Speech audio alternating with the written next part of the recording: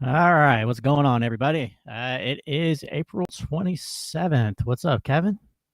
What it up? Ah, man. And what's up, Blake? Man, we What's up, my man? got you guys. There we go. That's better. Let's go. Only had Blake there. So, Well, I mean, that's the important part. Let's be honest. Blake brought a friend. So I'll avoid any casting couch jokes for now. Dang, I didn't think about that one. He's already got jokes. That's Arsenal. No, I'm just kidding. What's going on, guys? Not much, man. Yeah, I got my buddy Bryson Davis here with us. He is in town. I've known him for quite a while, just through church and whatnot. And I don't know, probably last 5, I don't know, I guess 3-4 years maybe. Yeah, we kind of gotten just a little bit closer, just because we both like fighting and a lot of same podcasts and whatnot. So, anyways, yeah. So he's living in California now. He's here to get some tattoos done because he is a single man and he has money. Yeah, to do those type of things, I guess. This isn't. We don't even entertain the thoughts of flying somewhere to get some tattoos done. You know what I'm saying? What's up, Bryson? What's up? Happy to be on with you guys. Yeah, just like Blake said, the last about 5 years, we just became homies because one day, somebody said something about Joe Rogan, and both of us like looked up at the same time. It was your mom. Your mom mentioned that you were going to go see Joe Rogan live. And I was like, oh, snap, my boy Bryson's into Joe Rogan. And I didn't know that. Who knew Joe Rogan would, bring so many people together? And so who knew he would create so many relationships. And so just off our mutual love for Joe Rogan, we also discovered our mutual love for so many other things. Yeah. I guess really if you're a basic bro and you love Joe Rogan, you also love the same podcast. You also love UFC. Look at Rich. He's already cracking up. He's like, yeah, they're definitely bros right now. And so our lives look very similar. I'm sure our YouTube favorites are all the same. So here's the problem. That's how his algorithms should look. Some of the stuff I listen to, I don't think I should really be listening to. It's like I feel like I'm too old to be listening to this. I should be listening to like some financial help, or whatever. But instead, I'm listening to ARP for me, right? Yeah. Instead, I'm listening to comedians just talk about the most stupidest stuff, But it is what it is. So anyways. So Bryson, it's been a minute since I've seen you. You got some facial hair on you now. You were a young pup when I first met you. I heard that now that you're sliding over into the MMA realm. Is that what I'm hearing? Yeah, absolutely. So been a minute since I seen you. Been a minute, but yeah, so time out. I just want to interrupt real quick.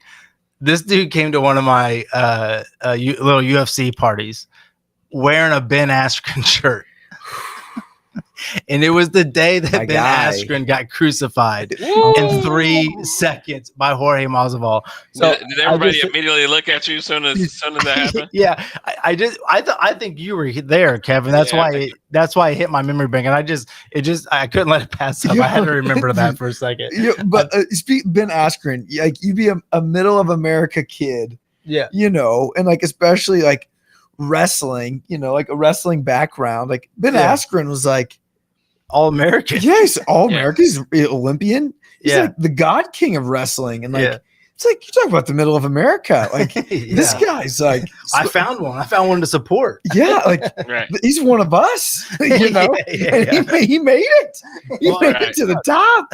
And obviously he got sparked with that knee. Yeah. And it was quite depressing, sitting there in my Ben Askren t-shirt, watching watching the one of us, So anyways, I really interrupted that story. So so what made you got the shirt? Yeah. I do. I train in it every There now you and again, which is funny. Yeah. It's still my guy. I still got love for Ben Askren. But yeah, because I exited the Marine Corps in 2020, and I had done quite a bit of fighting and training while I was in the Marine Corps, and I really just wanted to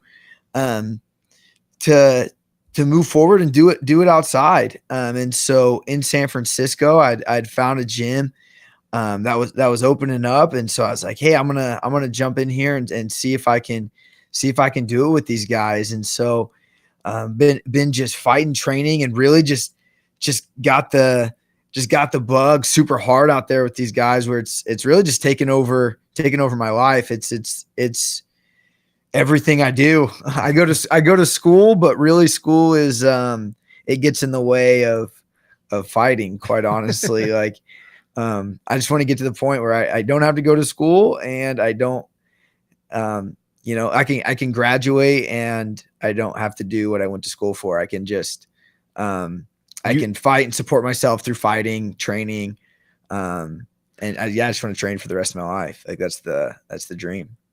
Wow. So when someone asks you, what do you want to do for the rest of your life? It's be involved in some type of martial arts. Like, it's got you hooked beyond whatever education you have, whatever you can get through the Marines. Like, do you see, like, if you can't make it as a fighter and make money as a fighter, do you want to train?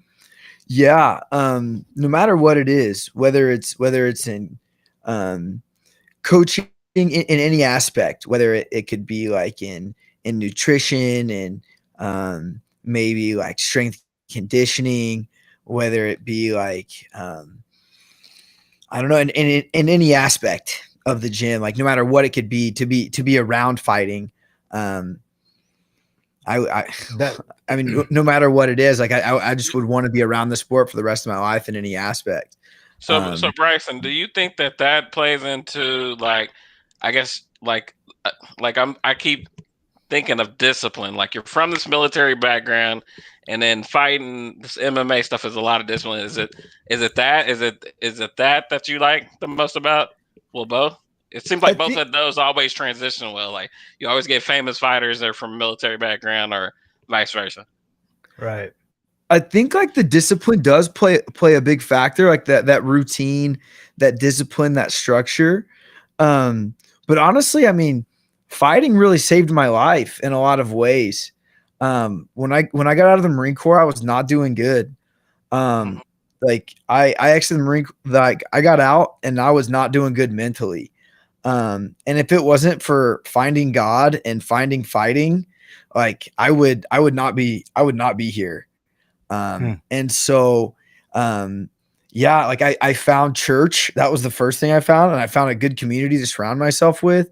And I found fighting. Like I found that passion that, like, I had fought before, but I had never like poured like everything I had into it. I had never like really just like dove in head first and decided that this was absolutely everything I was going to do.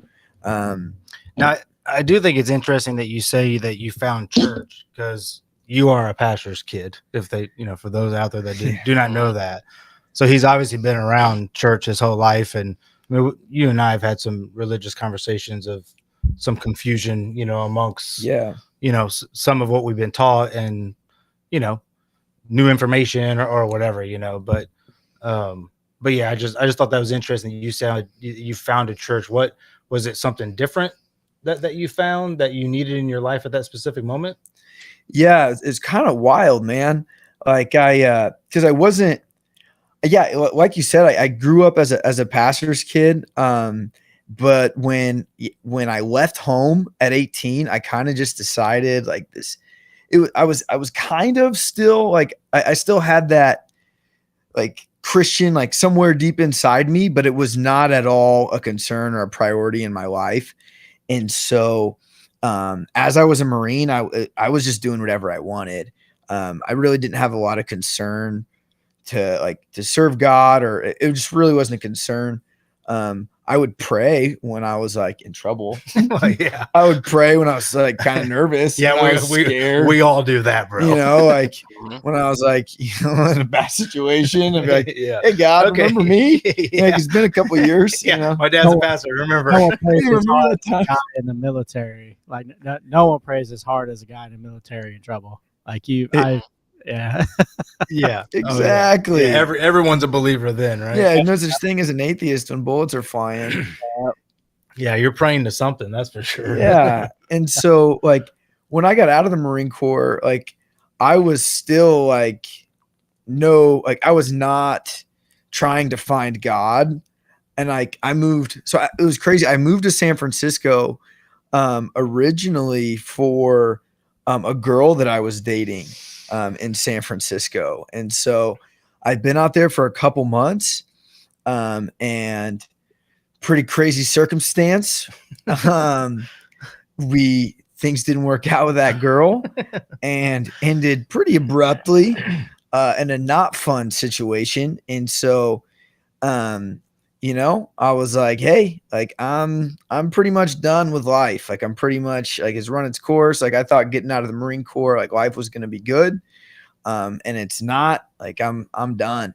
Wow. And so kind of like hit the end of my rope and did anyone know this?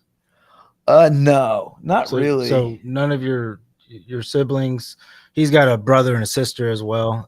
So none of your siblings, mom, dad, no one had any idea. Like they knew I was kind of going through like rough times mentally, but I don't think they really knew like at the time, like, oh, like Bryson's like planning to kill himself or anything like that. Like I don't think it was like that. And so yeah, like that's where I was at. And so it was like there was this it was like the next day I was like, okay, like I've got this plan in motion. I'm gonna do this. Dude. And so it was like I was ready to roll, and it was like that. So that Sunday morning, I was like, okay, like I'm gonna go to this church on Sunday morning, like I'm gonna like make peace or whatever, and then Sunday afternoon I'm gonna do this thing. And so like I went to this church on Sunday morning, and like it was crazy. Like I guess like I don't know. I guess you could say like I met God, like I'd never like met before. It was crazy. It was like a crazy experience. And I just kind of remember there was like all these things I was going through at the time, like all these circumstances.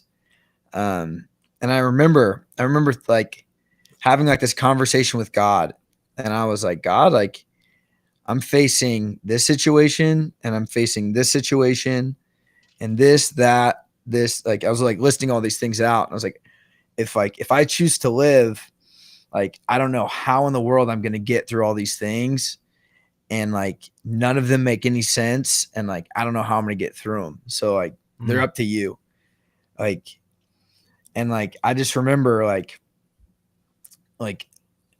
I don't know, like just like very clearly, like him like speaking like just like the Red Sea, like I've got it, like I'll split it so you can walk right through. And I just like held on to that, and I was like yeah, like you'll split the sea and I'll walk right through it.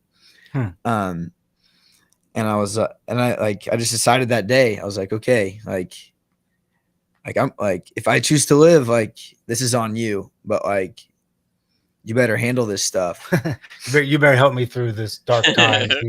Yeah, because you were depressed. Oh obviously. yeah, like I was like real bad depression, and like just dealing with all sorts of mental illness from some stuff in the Marine Corps, and yeah, but it was like it was crazy because I was dealing with some legal stuff. I was dealing with some different charges and some different things that like that were really just not like they were. It was just a lot for a young kid. Yeah, a young man. That stuff I was up against that wasn't fair, and it was tough, and I didn't think I was going to be able to come out of it at least unscathed. It was like impossible to come out of it unscathed. And so, but yeah, over the next couple months, I literally just watched like thing after thing melt. I watched one thing after another just fall off, like for unbelievable circumstances. Yeah. And so, And so, yeah, after that, I was like, okay, God, like, I guess I'm here. Like, okay, you got me. And now I want to go punch people in the face. I want to go punch people in the face. So I'm gonna be calling out to you a whole lot more. Yeah. And so, but it was crazy because at that same time, like I found 10th Planet. Are you guys familiar with 10th Planet? I'm just guessing it's a gym, right? Yeah. Yeah. Okay. Yeah. So 10th Planet Jiu-Jitsu is the fight team that I'm with. That's Eddie Bravo's team. Yeah. So Eddie Bravo is the head coach at headquarters in Los Angeles. I'm at the Daly City 10th Planet in the Bay. And so that's where I train at. And so I found them right after that happened. So that was literally just a few weeks after that happened.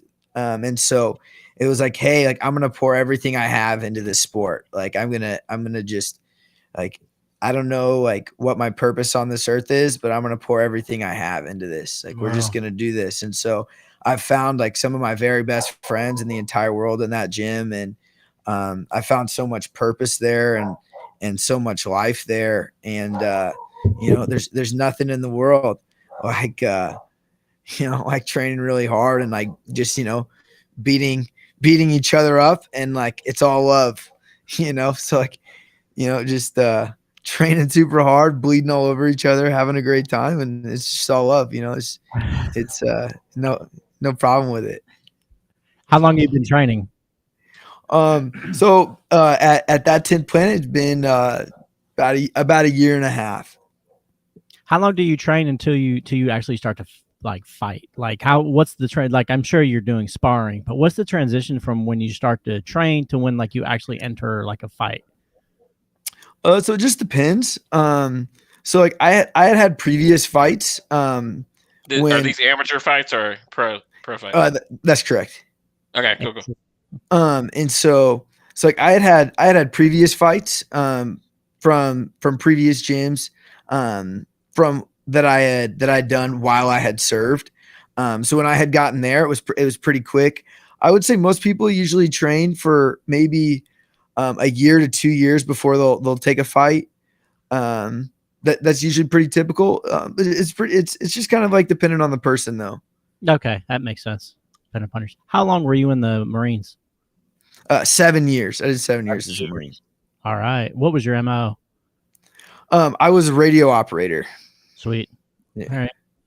So so you were 7 years. What were your 7 years served?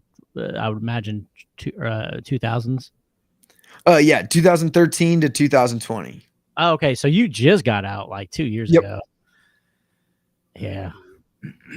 Yeah, Bryson and I have had some conversations just about, and I think I've actually brought Bryson up a lot, on the podcast, just talking about different situations, but he's talked about just some of the situations that he was put in, on the battlefield. And I know Richard could probably relate to some of this as well, but just where he has to make a decision to shoot someone and to know if they are a civilian. Enemy combatant or not. There used to be rules and regulations. Now all of a sudden there's not. Like, like used to be you're wearing a uniform, and now all of a sudden really newish with the after 9/11 stuff, you don't know, it's you can't trust it. And I mean, I'm sure they did some of that over in Vietnam, and that was part of the issue over there too. But when you're in basic and they teach you, rules of war, and it's like, well, that's not the rule. That's not the rule. Yeah. It's not comparable with the times, right? Yeah. Right. So. Yeah, that's wild. Now you did just have a scare not too long ago with an injury, my friend. I hit him up like I can't remember. I think I don't know if Bethany posted something, but I saw something like you were like not doing good. It was wild. It was crazy. So, and it was wild. I fought at the end of November, had a great fight, won my fight in November. It was awesome. And then into December, I was just training super hard.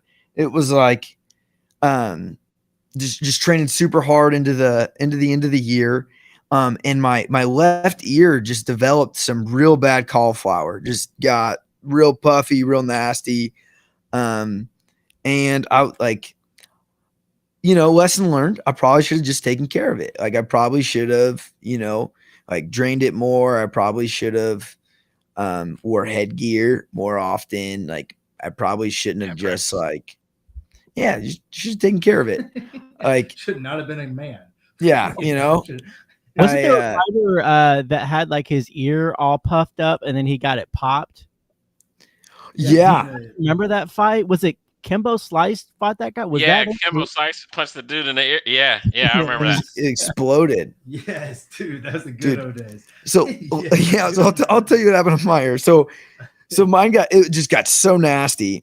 Well, it was kind of like a saga over like 3 days. It was just so gross. And so it would get big. I would drain it. It would get big. I'd go train. It would get all puffy. I would drain it. And so I would just like put a syringe in and pull it out. Put a syringe in, pull out all the just all the fluid, right? I've been there. And is everybody at the gym like this is how we do it? Like most people aren't having like cauliflower that bad, but yeah, if you have cauliflower, that's what you do. Okay. Like that's customary. Some dudes, you pull out the fluid. When I wrestled, they take a razor and just cut that bad boy. Yup. Right after the match, yeah. You just do it, right?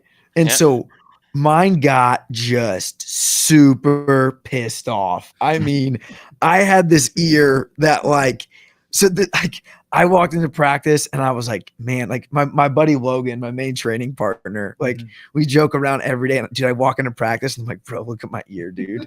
And so I walk over to him like, bro, look at this thing. And he's like, bro, he's like, eesh. He's like, can I touch it? We're doing one of those things. And then every little touch, it just hurt. Oh my God. It hurts so bad. And he's like throbbing. Bro. Yeah. He's like, what are you going to do? And I'm like, dude, I'm just going to roll with it. Whatever. Like, let's just like, we're good.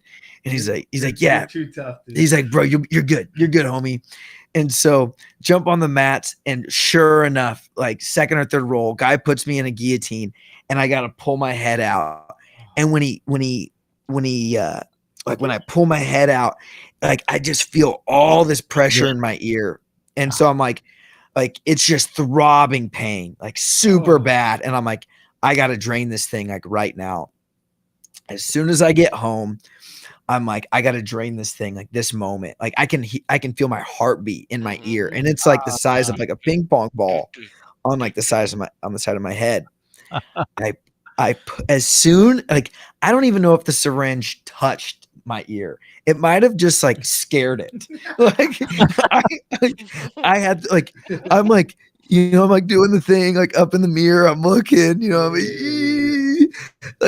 like, I'm like, is it there? Like, it's like so close to it. And it just looks like a murder scene all over the door.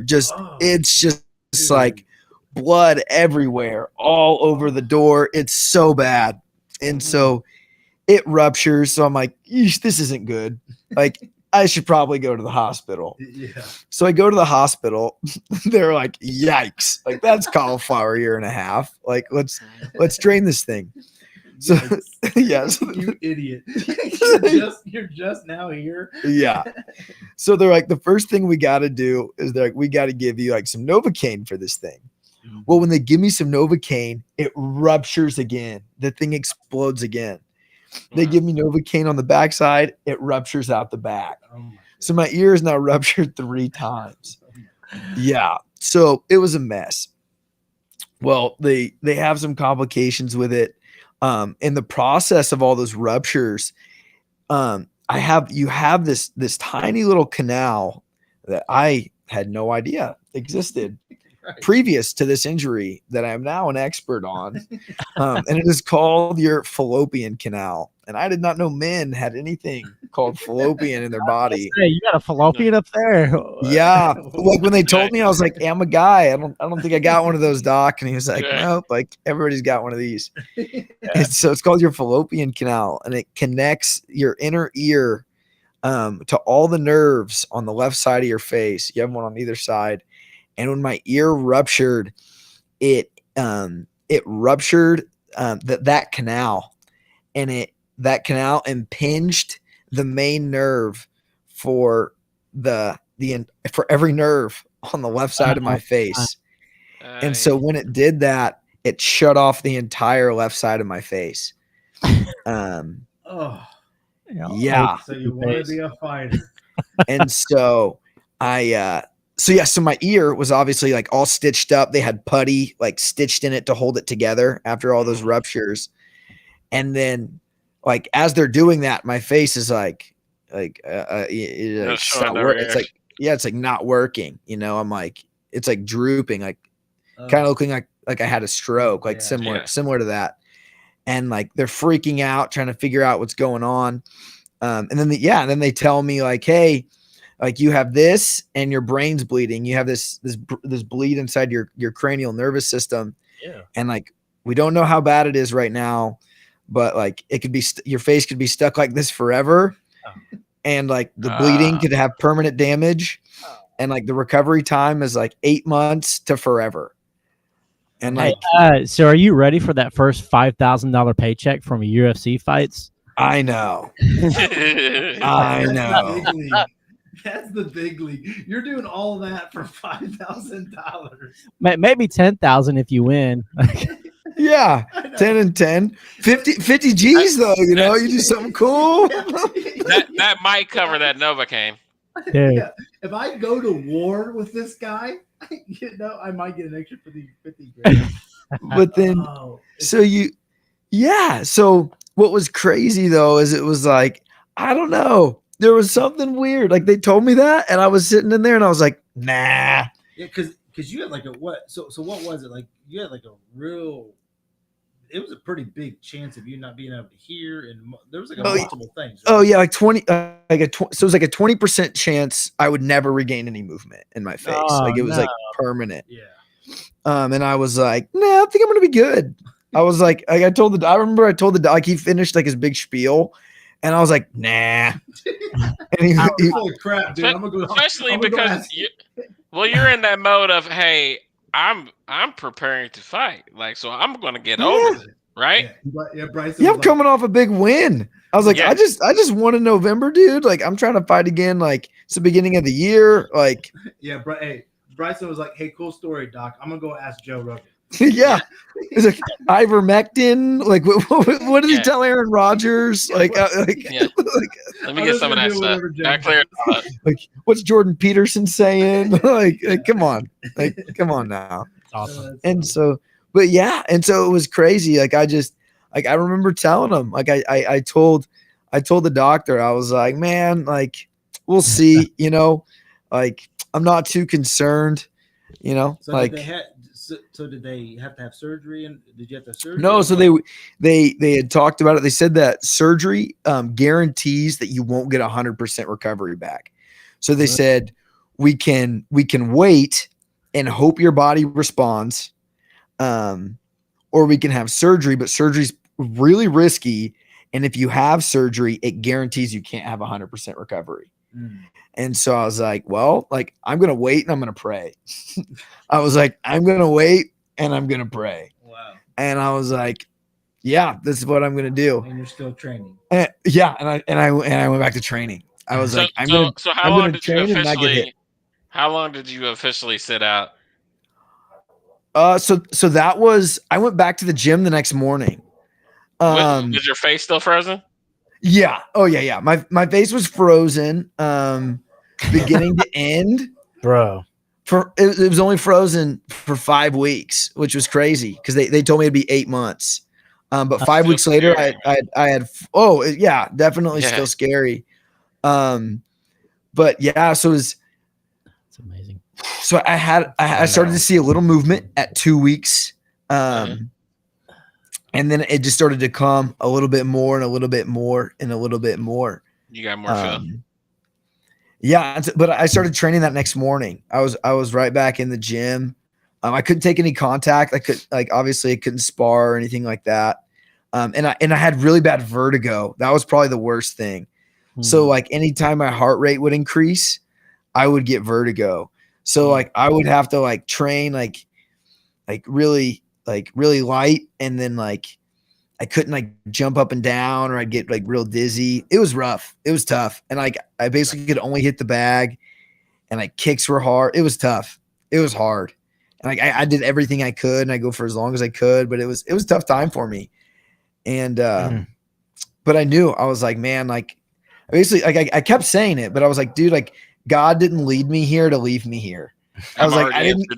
Yeah. Yeah. I was like, dude, I didn't battle like the murderer's row of like the last few years for a little facial paralysis to like flatline me.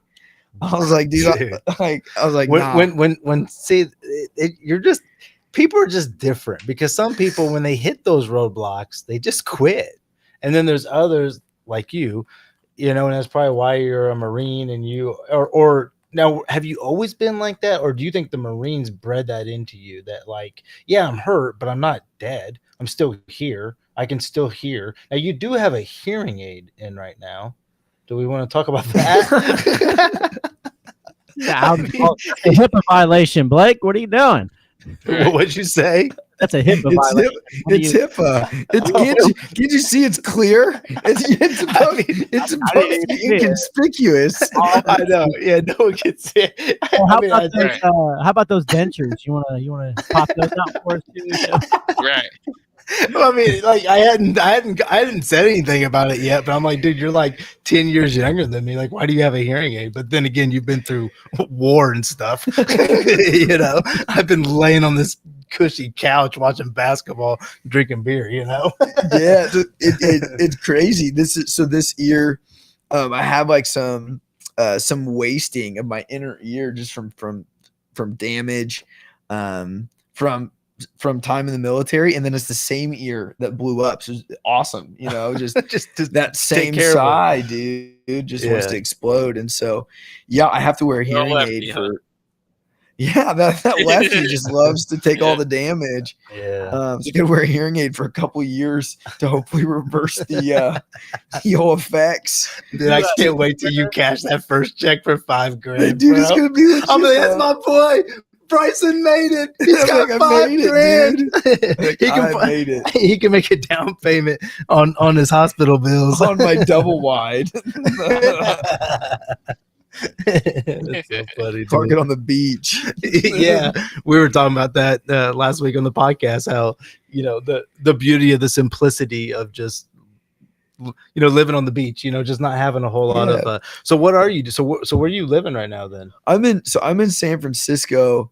And I'm like right outside Golden Gate Park, so I can see Golden Gate Bridge from like my front door, and then I'm like a couple miles from the beach. Really? So what are you in? It's like an apartment or what? I have a house with a couple other guys. So okay. Like a couple roommates. Are they guys that you train with? They're guys that I go to church with. Okay. Yeah, cool. Yeah. Oh, that's fun. Yeah, so take us back to your first fight. Okay. Because I can only, well, that I've done with my first one that like I ever did, or my first one with 10th Planet. Because so that's a difference. What's the difference between them? I mean, you can start with both, right? So let's do both. Yeah. Yes. Yeah. Yeah. Let's kind of go back like my first one was like it was just like a gym, just like a, because like my first one that I did with 10th Planet was like I would consider that one like my first like kind of like actual fight with, because it was. Now, was that the one when your parents were there? Yeah, so there? That was the US Muay Thai Open. Because dude, that was such like a production. It was. And your weight cut. Yeah, dude. Take us down. That path. So that one was cool. It was such a cool opportunity that I did. And so that was in Phoenix. And that was fun, dude. That was awesome. So I started training and with 10th Planet in February. So it would have been February of 2021. So it started really, really going hard. And so things really started to open up over there after COVID. Like they opened up way later, obviously, on the West Coast. Mm-hmm. And so started really training, really getting into it. And so they had just finally announced, hey, we're going to start having fights again. Mm-hmm. So they announced the US Muay Thai Open in Phoenix for the first weekend in May. And so, you know, I'm really just getting training with 10th Planet, really just getting my feet wet, like, you know, just getting going. You're pretty new. I mean, I'm still pretty new with these guys. Yeah. I'm still pretty, like, I'm still getting going, and like, yeah, I'm like sparring quite a bit with them, and yeah, I get getting some work, but like, as far as these guys, like still pretty new, and I've had time off. Like I haven't trained in like since I moved like to California, which had been like 6 months, 7 months, plus like COVID, like so March, like, you know, I'd had a little bit of time off, and I gotten pretty thick. Like I was just like, I was only like lifting weights really. Like during that COVID time, like I gotten pretty big. Into like bodybuilding there for a second. Yeah, like dude, I was like on that COVID life, you know, like the DoorDash and gym life, dude. Like that's all I was doing. I was we live such different lives, Bryson. but yeah, so it was the beginning of March. I'd only been there for about a month, and they were like, hey, we got this opportunity. We know you have some fighting experience. Like, you want to do this fight? Like, you want to do it? And I was like, sure. God, like, dude, sink or swim, right? Like, yeah, I was like, I want to do it. Like good opportunity, like fun, like, and like I had test, like, and like like I had told you guys, like I had just come out of that like super tough time mentally. I was like, this sounds like an awesome like thing to put my mind to and just go after. Like, let's do it. And I was like 194 pounds at the time, pretty built. Like, and I was like, dude, I've got to get to 145 pounds. Like, oh God. I was like, this is going to be the cut of my life. Like, let's do it. And so that's what I did in 7 weeks. Like, I made the weight cut of my life and made weight, like trained super hard. Now you made weight, but I hear that there was a dangerous, it got dangerous. I would say at the end there, it was a little rough. Weren't you at the drugstore with your dad and you kind of couldn't see? Yeah. So the night the night before, just I started minor details you're leaving out. Yeah. So that's nothing. I got this, doctor. That's nothing. So I don't need to see the fight. I went hypoglycemic the night before because my blood sugar was so low. I started to lose my sight. So like I like only had peripheral vision. I was like in the grocery store and I had to like sit down. It's like I couldn't see. My dad was like, good luck, son. Like what?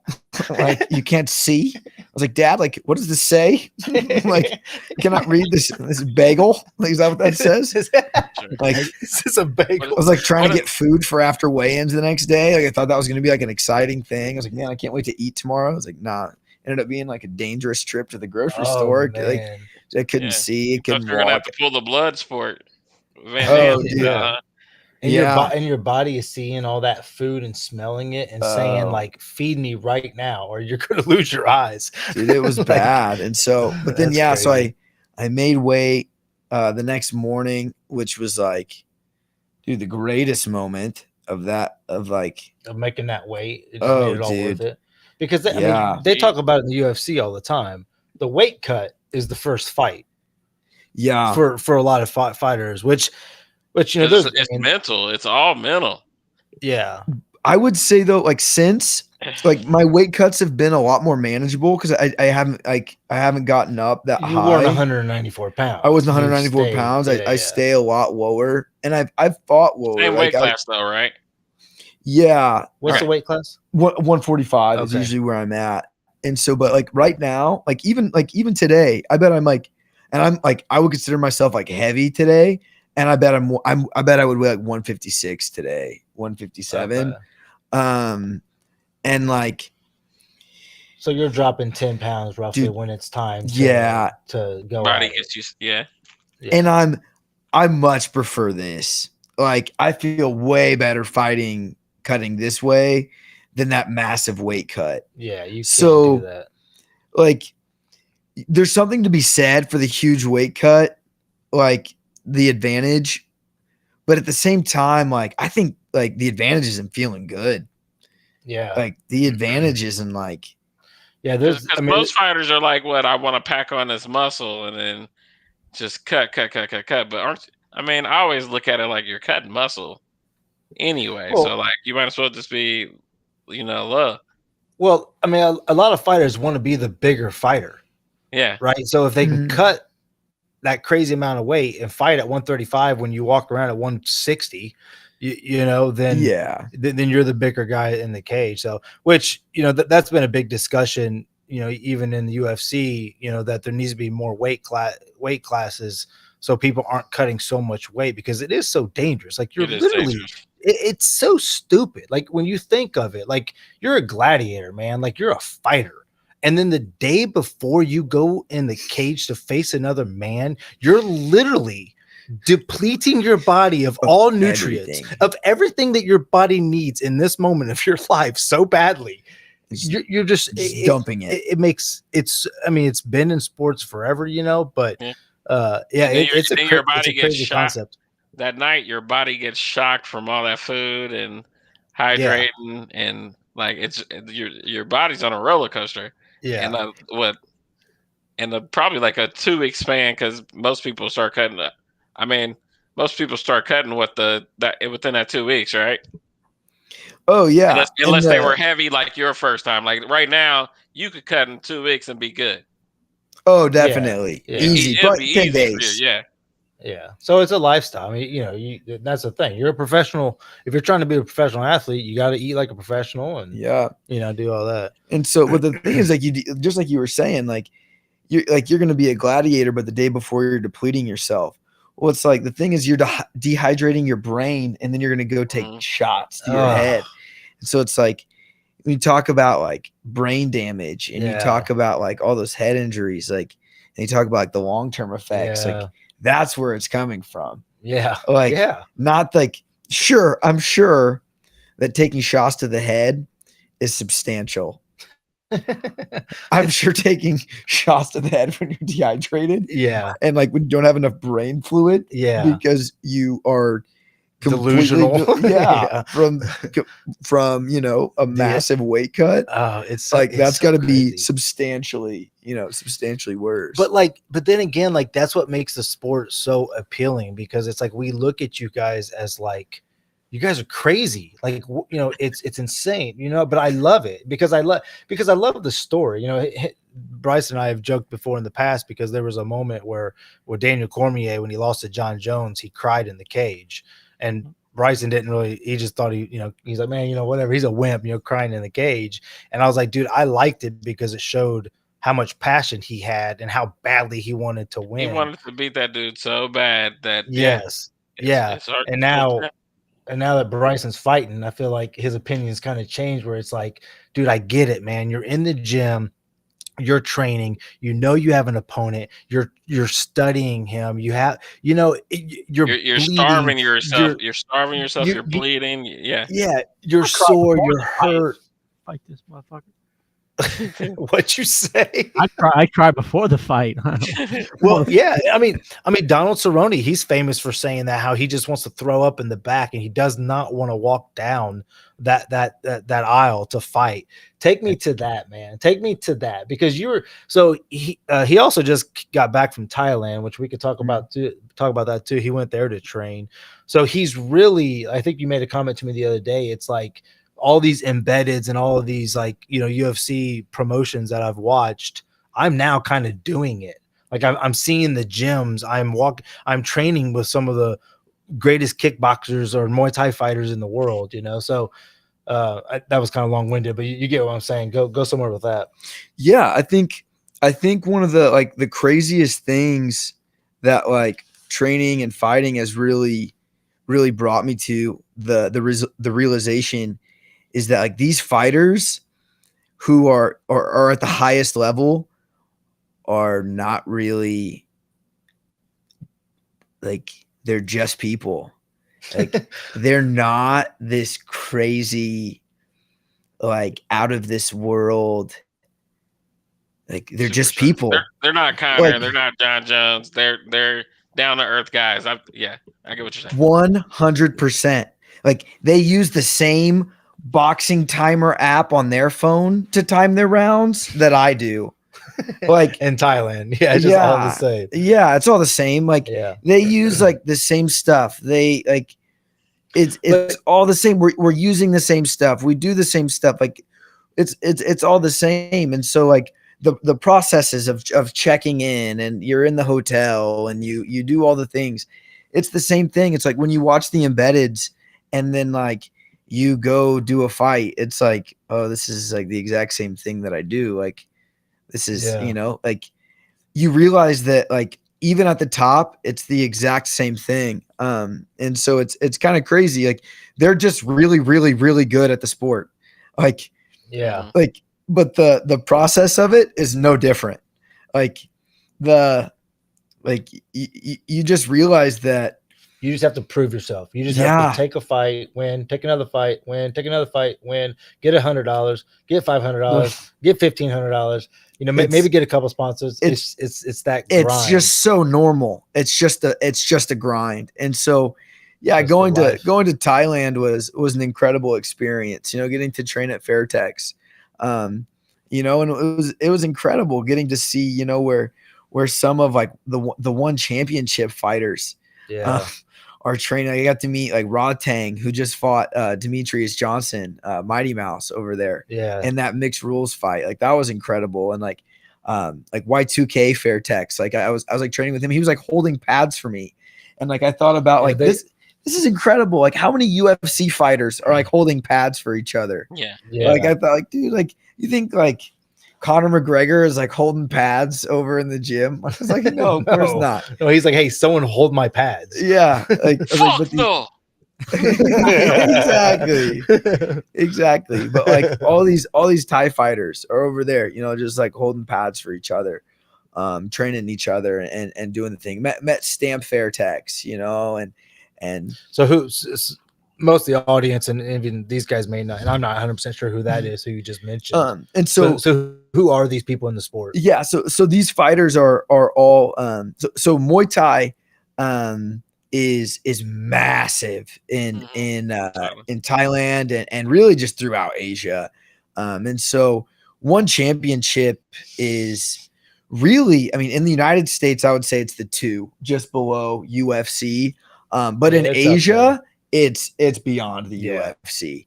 And I would say that's why a lot of UFC fighters have gone there, because the paydays are better than like Demetrius Johnson. That's why he went to one championship. When he got traded. He's like my weight class over here. And and so one championship in Asia is just massive. It's huge. And I really think because they just signed a deal with Amazon Prime to play in the United States. Yeah, that's the problem with it. It's kind of hard to watch. Once they start playing more in the United States, I think it's going to catch fire, because what I got a chance to do over there, which is sick, is I got to see like one of the promotions that Fairtex is putting together. And so what they're doing is they're creating Muay Thai with 4-ounce gloves. And so all Muay Thai is basically the stand-up of MMA. So it's punches, elbows, knees, kicks, clinch.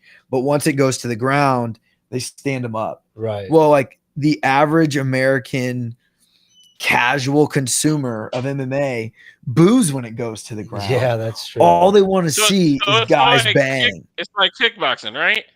Right, yes. With like brutal knees and elbows. Yeah. And they like that's what they specialize in. And they don't really move their heads. It's so stupid. They just stand there and like it's just a savage sport. Chuck Liddell style. You give a lick, take a lick. But they're like, man. They're the best strikers in the world. Yeah. Like it is the most technical, most savage striking in the world. So it was incredible to go over there, learn from these guys, train with these guys, get this work. And so what they're creating in Asia in one championship is the 4-ounce glove Muay Thai. So right now they use in Muay Thai, they use 8-ounce gloves. But what they're doing now is creating the 4-ounce gloves. So stealing that from MMA. Wow. And I think as that catches on, they're putting it in a cage as well. I think one championship will grow in the United States and eventually. Yeah, I agree. Can you explain the difference between the 8 and the 4? What is the difference between the gloves? Yeah, so the 8-ounce gloves is a boxing glove, just a really small like hybrid boxing glove where you can move the wrist, but your hand is completely enclosed. So you can't grapple with it. You can only punch. You can clinch, like you can like grab the head, but your hand is completely encased. Mm-hmm. The 4-ounce glove is the MMA glove. Mm-hmm. So Muay Thai with those 4-ounce gloves it's a fist fight. Yeah, it is. I mean, you're talking about close range, just a brawl. Yeah. I mean, and the biggest thing is there's no protection. Mm-hmm. So with those big gloves, you have the shields. You're able to put your gloves up. You're able to protect yourself with your guard. With the 4-ounce gloves, you have no guard. So you're forced to just throw back. Dude. So you just have these guys going to war. And they call it Muay Extreme. Dude, it is. Bring it on! I can't wait to watch it. That's the best name ever. I know. It is so sick, and so I got to witness some of that when I was over there. And so it's so cool because in the United States we watch cartoons on Saturday morning. Yeah, and in Thailand they watch fights on Saturday morning. Yeah, and so in Thailand on the main channel, like. It's like channel 7 on Saturday mornings all over the country. They broadcast this fight for the whole country. Is what everybody watches. And it's fair text, and they do. So they have like 8 fights on Saturday morning, and so they have a few Muay Thai fights, and then a few Muay Extreme fights, and then MMA fights on the end. So it was incredible to see like their promotion. Are they doing that to try to get the Asian crowd to be more accepting of an MMA style? Yeah. So is there like a fight from the Asian community to be like, no, like we like, it's almost like getting boxing heads to like MMA for us. It's like more of just like an introduction. They like it, and it's growing, but they definitely want to introduce it more. Yeah. And so as much as they love Muay Thai, they just want to grow MMA. Yeah. They want MMA to get bigger and bigger, and so it's just incredible. And it's all about. I mean, as you know, it's just about building stars. Like that's the thing, and that's what stinks about Demetrius Johnson. I mean, he was one of the greatest fighters ever for a long time in the UFC, and it's like I don't know how many people are following him or watching him, but like you said, it's about being able to watch it easily. you know, or just an easy way to watch it. So but what's crazy is like he has more eyes on him now than he did when he was in the UFC, and we don't you don't really hear about him. He's probably making more money. He's probably happier. Yeah, living in Singapore. Dude, it took him so long to get popular as champion. Like it didn't take him like mid championship run. He quit the grocery store. He was bagging groceries at. Well, I mean, isn't that crazy? I mean, that's finally what got like a PlayStation or Xbox or something like that as a sponsor. He was all happy. It's so sad. Yeah, but that's exactly what Bryson was talking about, where it's like they're all people. Like even if they're in the UFC, like they still got bills. Like they got to pay their trainers. Like they've got all these expenses. Like they're in the major leagues of fighting, and they can't get back. And they can't get and there's plenty of money there too. That's what's so frustrating, man. Mm-hmm. But then again, and we've talked about this, if you are the UFC as a business, you're going to pay them as small as you can. Yeah, and then UFC is going to say, well, you need my platform to make more money, so earn your pay. And I mean, unfortunately that's a business, but if you're in the UFC, you should be making no less than $50,000 a fight, no matter what. Right? Like every fighter. If you're on the earliest of prelims, so be it. At least 50,000. Yeah. Right? Yeah, would the fighter say that? I mean, I think so. I think. Or does it need to be more because of everything that goes into it? I don't know. I mean, you see, Jake Paul, bringing all this, all this attention. Like, you gotta wonder, I think they gotta. I mean, are they ever going to bring a fighter union into it? I don't know, but I think what you have to do is at least have some sort of similarity in the UFC that you have with the NBA or the NFL, where there's a 50-50 share between the ownership and the athletes. Because right now you've got like 50, like close to 50-50 in every major sport. It's like 55-45 or 50-50 in every major sport, except the UFC is like 85-15. And it's the most brutal of all the sports. And you're in the time that you're going to have in it is got to be so small. I mean, what's the average? I mean, your window. I mean, 2 to 3 years. The average fighter is fighting probably 2.5 times, maybe twice the average guy. Yeah. And you might be able to pull that off for about 5 years, 6 years. And you can only do it for a short time of your life.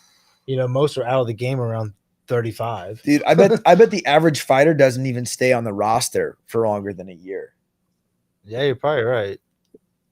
I bet the average guy doesn't get more than 3 fights in. It's just wild. I mean, it's, you know, like we've talked about, it's a sport I've followed for many years. I think it's because I'm so intrigued by it. I'm intrigued by the whole concept of who's the best fighter in the world. Like it's just I mean, that is such a crazy concept to think about, right? Like out of the whole world at this weight class on this specific day, like I'm the baddest man on the planet. Everybody wants to know who the toughest kid on the block is. Every movie's the same way, you know, and it just and it's funny because I think it's obviously such a majority guy thing. You know, it's like this drive to be the baddest man in the room, or this drive to on this date try to take out this other man. I mean, is that the drive of it? Yeah, it's like old gladiator days, right? Yeah. Well, and that's why they always say it's like fighting has been that sport that's been around forever since the gladiator. Everybody was entertained by a fist fight. Like, all right, let's see who the better man is. You know, I've always said like fighting is the best sport in the world because like you could pay $500 for some courtside basketball tickets, right? And you could be sitting there watching the best athletes in the world play basketball. But if 2 freaking dudes who work 9 to 5s get in a fight behind you, you're gonna take your eyes off the court and turn around and watch those guys fight. Run to the fight. Yeah. Every time. Yep. You're gonna turn around and watch those guys throw hands. World star. And when you leave, you won't even be talking about the John Morant dunk. You'll be talking about the 2 bozos that got in a fight behind you. Yeah, dude. Right. And you'll have it on video because you have it on your phone. You post it to your story. Yeah. It's all over social media. Yeah. But is that the thing? Is that why UFC has a lock on the game? Because there's always going to be a fighter that they can pay cheaper. They can make them a star, right? I think so. I think the UFC is just too big of a monster at this point, and I think the ESPN deal kind of like secured it. Like now it's like Disney, you know, like Mickey Mouse has he's got his hands on part of the pie now too. Like it kind of like signed, sealed, delivered, unfortunately. But like, I mean, they're always going to have their Connors. They're always going to have their guys who are going to explode the game. You know, like you got like your Paddy Pimblett now, you know, your Paddy the Baddy. Like he's kind of the next rising star. But, you know, they've got Israel, you know, they've got, you know, kind of maybe like the end of Usman. But like, you know, they've got their stars. They got Hamzat coming up, who's going to be a pay-per-view monster. They've got these guys that they can like especially that globally. come up. Yeah, especially globally. Yeah, but I just don't know if they're household names. But I don't even think John Jones is a household name. I don't think they really need that many. Like they can make them. If they don't have them, they can make them. Yeah, I mean it's killing it. This May 7th card is going to be ridiculous. We have to go down. We shouldn't even talk about that card. It's so good. But yeah. Well, the other thing too that like there's been some things I've heard been pointed out. Fighters are doing, or they're signing the contracts, but let's say they, you know, they win their first fight, they win their second fight, there's some hype about them, and then they put them up against a top 10 fighter. Well, they're still getting that $10,000 and $10,000 contract. Yeah. But now they're about to go fight a top 10 guy because they just want. So, like the Sean O'Malley's, the Patty, whatever his name is, Patty Batty. You know, they're being smarter, and they're like Patty told Brendan Schaub, he was like, you know, if UFC call it, because Patty gets real fat in the off season, he's huge. But he was like, you know, these fighters taking these fights on 2 weeks notice. He's like, what are you doing? Like, that's the dumbest thing ever. Like, I'm not doing that. Like, this is a crazy sport, you know, but forever, these fighters will, I can't turn down Dana. If I turn down Dana, he's not going to give me another favorable fight or pay me, you know? So dude, it's sad, really, you know, because that's crazy. Yeah. But Patty's like the thing is, Patty thinks everybody's getting that treatment he's getting, and they're not. So like, Patty's kind of like, he's making more money outside the UFC though. Oh yeah, he's got that six-figure deal with Barstool. Yeah, Barstool. 7 figures, I think, maybe $1 million deal. I don't know. Yeah, I think it's $1 million deal. So, anyways, so yeah, I don't know. I mean, yeah. So that's that with that. But so what's next for you, dude? You're just be competing in Gracie Worlds and Jiu-Jitsu tournament in June. Nice. Probably gonna jump in a Muay Thai fight here in May. So are you doing MMA and Muay Thai? Yeah. I'm getting all like everything. Just everything I can get right now. So yeah, I really want to get my blue belt jiu-jitsu in 10th Planet. Yeah. That's what I really want to do. I want to. What's your favorite martial art? Dude, that honestly right now, because it's kind of changed. Yeah. I would say right now it's jiu-jitsu. And like there's probably people who would like slap me in the face like if they heard me right, like they heard me say that. So is that a thing amongst the martial arts? Oh yeah, and like Muay Thai, like I love Muay Thai. Like Muay Thai is like, I love Muay Thai. But right now, I would say it's jiu-jitsu, just because like I'm just like really growing a lot in my jiu-jitsu game, and like really falling in love with a lot of the different elements of it, and I'm really growing. Like I just had a tournament on Sunday that I was able to like get some wins in that like I wouldn't have won a few months ago. Yeah, like that's got to be rewarding. Right. Yeah, I can see the addiction to it, especially when you're doing it like, all right, I got to go up against this guy today, you know, and then it's like, well, it's either sink or swim. I'm either going to lose or I'm not. Yeah, you know. And like this tournament I was in on Sunday, like this guy was beating me for like the first 4 minutes. Yeah, like the first 4 minutes of this match, like this guy was like in 5th gear and I was like in 3rd gear. Yeah. And like just going, bro, like a step ahead of me the whole time. And like, you know, just like fighting back the guard, like fighting back, like getting out of like, you know, just fighting out of bad positions and like just constantly like he went for a Von Flue and I was able to reverse him and take mount. And it was like, okay, like here I am. Like I've literally been like defensive for the last 4.5 minutes. And here I am. And I know this guy's better than me. And it was like, but here I am. Like I just worked to this spot for the last 5 minutes. Like I'm like having this conversation, you know, with myself in my head. But you know, and then like I eventually like choked that, like I got the RNC on the guy eventually. And so rear naked choke. Oh, sorry. I got the rear naked choke on the guy. I choked the guy out. But afterwards I was like, man, like I put a ton of work into my jiu-jitsu in the last few months. And I know I would have lost to that guy 6 weeks ago. And that feeling that you get as you're walking off the mat is why you do it. That's life. It's a drug. That's what life's all about. Yeah. That's like that. Like if you could put that feeling like into a pill, it would be worth taking. Absolutely. Everyone would be addicted. Yeah. And like true. That's or maybe that drug is out there and the people that take that drug are on the streets in California. Maybe they're on Haight-Ashbury. Like maybe that's where they're all at. But yeah, that's what makes life worth living. Like those, like that feeling, those victories. Looking back, being able to smile, and it's almost like what you're watching those waves in the pool as you go by. Like, yeah, I did that. Yep. Yeah.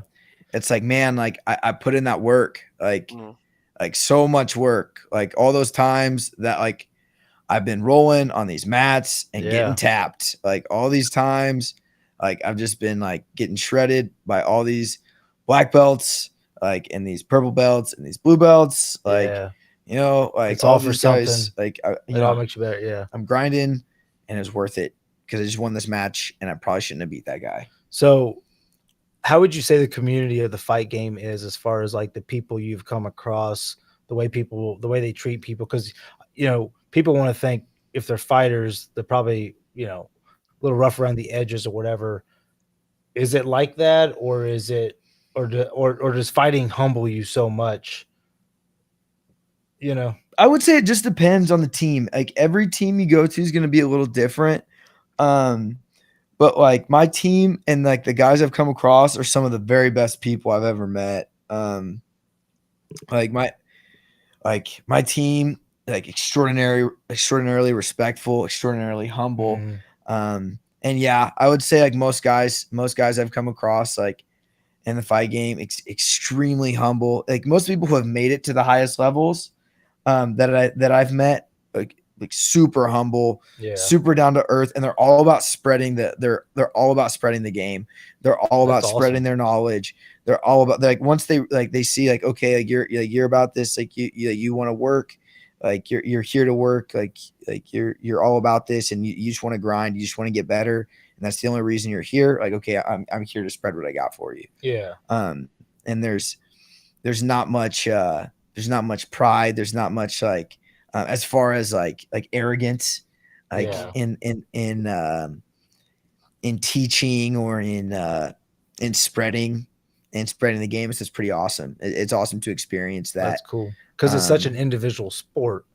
Yeah, it is, which is crazy. But like which is crazy. Like my main sparring partner, Logan, he's a 35er and I'm a 45er. Yeah. And it's cool because our games are so different. Like his jiu-jitsu is just crazy. He has this whack jiu-jitsu style where he's invented his own chokes, which is like which is amazing. Yeah. Like it's absolutely crazy. Like he's done chokes in competitions that have never been done before. Wow. Like he's his nickname is Sweet Tea, and he did one in a competition and like on a pay-per-view. And the commentator was like, what was that? Oh, wow. And they were like, I don't know. Like, I guess we're going to call that like the Sweet Tea choke. Ooh, that's nasty. Like it went viral on Instagram and they're like, that's the Sweet Tea choke. Oh, like that's what's up. It's this crazy thing. Like I'll show it to you. Yeah, like out of this wild choke he did. That's cool, man. But that's got to be like every fighter's dream to get a move named after you. Dude, I know.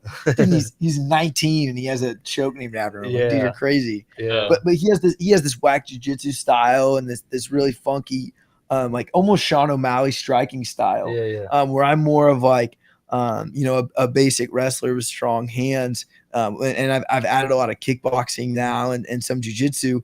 But it's cool because we have very, different styles but it's cool though, because we beat each other up every day. Yeah. Like we get like last week we had like 3 days in a row where we MMA sparred for an hour, God, like where we're just busting each other up. Like, and how many times are you getting clipped when this happens? I need to know. We always laugh about how your head's going to be in the next 10 years. Right. We always laugh about it because we're like, oh, we're going to go white to the head. It's like probably not a good thing to joke about. It's impossible, right? It's impossible to go. I mean, once he hits you a little bit harder than you wanted to be, we'll be like, we'll be like, okay, like touch, like we'll be like touching the head and then like harder in the scrambles. But then, as we warm up, as the rounds progress, like, and like when you're going like for an hour, it's 3-minute rounds, and then you're going like, I'm not great at math. A lot of 3-minute rounds an hour. Yeah, I get hit in the head, so I don't know how many rounds. It's a bunch of rounds, as it gets to the later of the bunch. I can't see the number anyways. You start throwing harder and harder, as you get more and more warm, you start moving quicker and quicker. But yeah, but it's all love. Like we'll have hard rounds, or like where we're throwing each other big hard exchanges. It's just the sport. It's like going one-on-one against somebody every day to get better. I wouldn't want him to go soft. Like I wouldn't want him to like take it easy or like I know that like he's going hard to make me better, and I'm going hard to make him better, and we're making each other. Is there any though, like when you see, you slip a punch and you can jab him straight into the freaking face and crack his nose, do you let up, or are you committing to that punch? So yeah, there are definitely times that we'll pull off something. So like we're definitely sparring, we're definitely going, but there are definitely times where we'll pull off stuff. So like we'll train with like elbow pads, and it's like we'll throw elbows, but like they're like padded, so we're not cutting each other with them, and like we'll definitely pull off. So there are definitely times when we'll throw, and like if there'll be like a super clean elbow that's open, like we'll start to throw it, and we'll basically like pause it or like pull off. Dude, I had you. Yeah, exactly. Or like a head kick. Like if like one of us was like shooting and like the other's throwing a head kick, we'll like pull it down or like spin over the top, and we'll like, hey, you got me. Like you like, yeah, dude. Like I gotta watch that. You'd have broke my face on that one, dude. Yeah. Like we'll kind of like we'll like touch on it and be like, dude, like nice. Like thanks for laying up on that. Thanks for saving my life. And like sometimes we will catch each other on accident. Like it's a scrap. And honestly, like if we catch each other hard, we feel bad, which is so funny. Like we go hard and like we're like clobbering each other. But it's so funny. Like it happened twice this week. Like once I got him and once he got me. Like I front kicked him right in the mouth. This week, and I was just trying to check his guard. Like he had a really tight shell, and I front kicked him. And like, hey, Anderson Silva, relax. I know. I was literally just trying to get him to get his hands off his face. I was now you are sparring with headgear, right?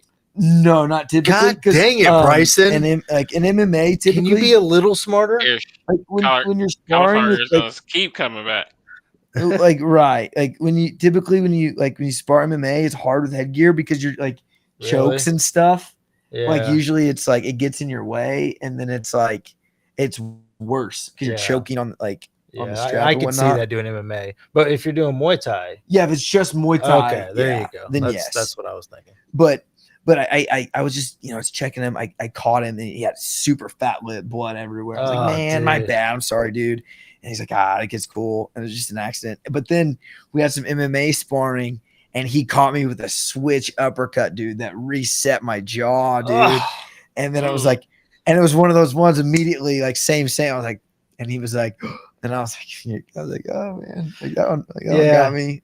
But it's all love. Like there's like it's like wrestling. It's like wrestling with your brother. Yeah, it's like, I'm mad at you right now, and we're throwing. But if I hurt you, I'm gonna feel a little bad. But I also got you, and like. Yeah, and like it's what's funny is like when we get each other, like we'll get each other hard, like we'll like you'd be like laying there, you're like you'll be recovering, and then you're like we'll look at each other and be like, that was nice, dude. Right. I mean, you have to. I mean, that's what's humbling about the sport. It's it's the craziest. Like that was a quick switch, bro. Like oh, dude, dude, that combo is you've been working on that one, huh? It hurts to talk to you right now. Oh, dude, like you got that switch kick comes up quick now, huh? You give your props, man, and like obviously, like, dude, like we're each other's biggest fans. Like, like our teammates, like we're in each other's corners, like at every single event. Like we're blasting each other over each other's social media. And like the community that you have too, most definitely just that brotherhood. And you were probably missing that too, especially after the Marines, because that was a brotherhood. Definitely. And then you're kind of on your own. You don't know where you're going with your life, and I know you had a relationship issue, and dude, it's loud, bro. Well, I'm glad you're here, dude. Sure, dude. I'm glad you're here, man. Dude. That'd have been a hard news to hear, So, oh man. Well, anything else, dude? I mean, we covered a lot. I don't know if you guys got any more questions. We covered a whole bunch. That was awesome. Good. Yeah, that was good. We're gonna definitely have to have you on an update. Especially let us know about your next fight. We'll push you Yeah, out, most man. definitely. Yeah, we'll That'd be start. great. Yeah, we'll definitely do that. Thanks for having me. Dude, that was wild. That's awesome, man. I'm happy. It was cool to hear your whole story.